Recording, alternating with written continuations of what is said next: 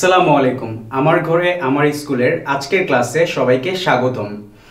আজকে আমরা নবম ও দশম শ্রেণীর ফিন্যান্স এবং ব্যাংকিং বিষয়ের তৃতীয় অধ্যায় অর্থের সময়মূল্য বা টাইম ভ্যালু অফ মানি এই অধ্যায়টি নিয়ে আলোচনা করব। তো আজকের ক্লাসে আমরা যা যা শিখব তা যদি আমরা একটু দেখি, যে আজকের ক্লাসে আমরা শিখব অর্থের সময়মূল্যর ধারণা, অর্থের সময় মূল্য কিভাবে গুরুত্ব বহন করে বা কি গুরুত্ব বহন করে আর্থিক সিদ্ধান্ত গ্রহণের ক্ষেত্রে সেইটা। তারপর থাকছে আমাদের জন্য ভবিষ্যৎ মূল্যের ধারণা এবং তা কিভাবে নির্ণয় করতে হয়, আবার বর্তমান মূল্যের ধারণা এবং তা কিভাবে নির্ণয় করতে হয়। এই চারটি টপিক আজকের ক্লাসে আমরা আলোচনা করব। তো চলে যাচ্ছি মূল আলোচনায়। তো অর্থায়নের ধারণা বা অর্থের সময়মূল্যের ধারণা যদি আমরা ব্যাখ্যা করতে চাই, অর্থের সময়মূল্যের ধারণাটা হলো এরকম। অর্থের সময়মূল্য বলতে বোঝাচ্ছে যে সময়ের পরিবর্তনের সাথে সাথে অর্থের মূল্যের যে তারতম্য ঘটে তাকেই আমরা অর্থের সময়মূল্য বলতে পারি।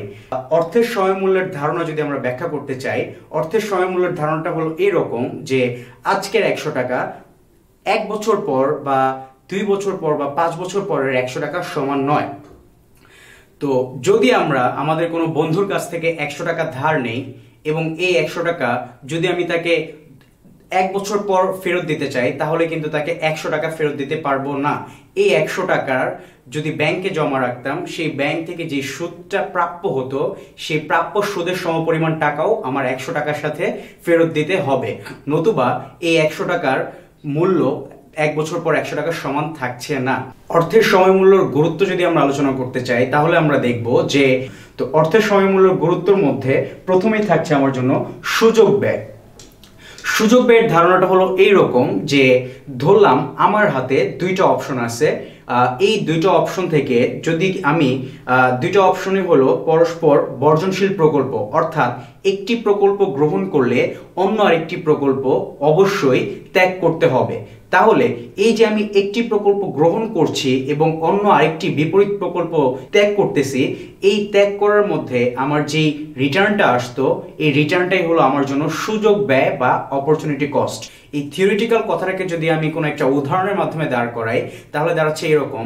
ধরলাম আমার হাতে দুইটা অপশন আছে।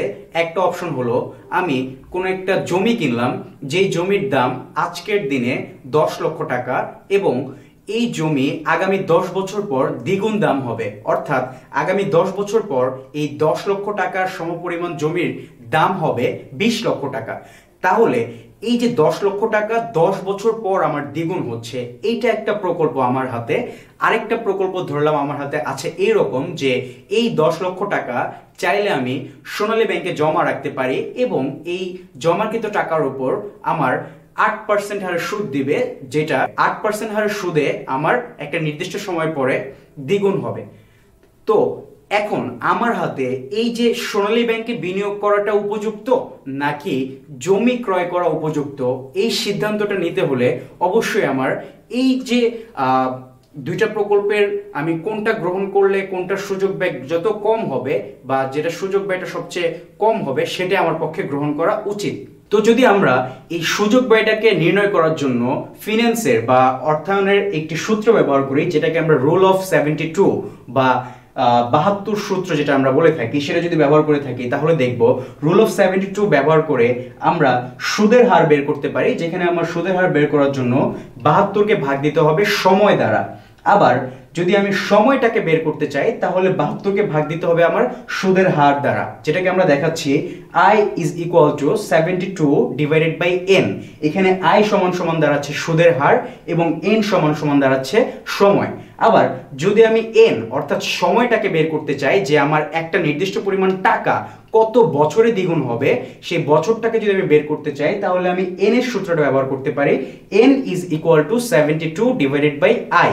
তাহলে আমার বইয়ের যে উদাহরণটা দেয়া আছে যে একটি জমি ক্রয় করলে 10 বছর পর সেই জমি দ্বিগুণ হবে, অর্থাৎ আমার এখানে যদি আমি 10 বছর, আমার এখানে সময়টা দেয়া আছে, লাগবে আমার সুদের হার, অর্থাৎ আমার এই যে টাকাটা 10 বছর পর দ্বিগুণ হচ্ছে, কত সুদের হারে দ্বিগুণ হচ্ছে, এটা যদি আমি বের করি, তাহলে দেখব যে সুদের হার অর্থাৎ আয়ের সূত্রতে যদি আমি এই তথ্যগুলো বসাই, তাহলে দেখব যে সুদের হার সমান সমান 72 ভাগ n। এখানে n আমার জন্য 10 বছর, তাহলে 72কে যদি আমি 10 দিয়ে ভাগ করি তাহলে আসছে আমার জন্য সুদের হার 7.20। এবং সোনালী ব্যাংকের ক্ষেত্রে যে আরেকটা প্রকল্প আমার সোনালী ব্যাংকের ক্ষেত্রে আমাকে অফার করা হয়েছিল যে 8% সুদের হারে আমার বিনিয়োগকৃত টাকাটা দ্বিগুণ হবে। তাহলে আমি এখানে বিবেচনা করে পাচ্ছি যে জমিতে বিনিয়োগ করলে আমি সুদের হার পাবো 7.20 এবং সোনালী ব্যাংকের ক্ষেত্রে যদি আমি বিনিয়োগ করি তাহলে সুদের হারটা আসছে আমার জন্য 8%।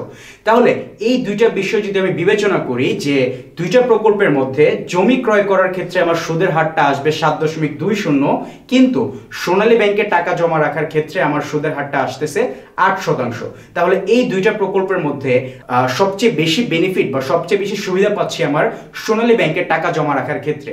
তাই এই যে আমি সোনালী ব্যাংকে টাকা জমা রাখতেছি 8% সুদে, যেটা আমার টাকাটা দ্বিগুণ